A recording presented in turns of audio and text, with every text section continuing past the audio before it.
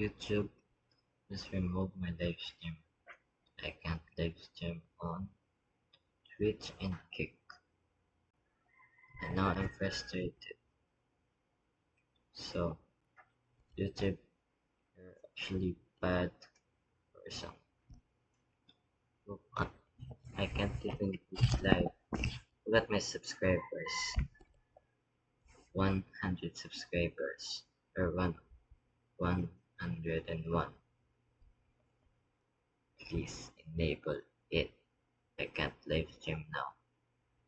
Then what do I do now? That's why I hate you. No one likes YouTube now. I should remove YouTube because it sucks.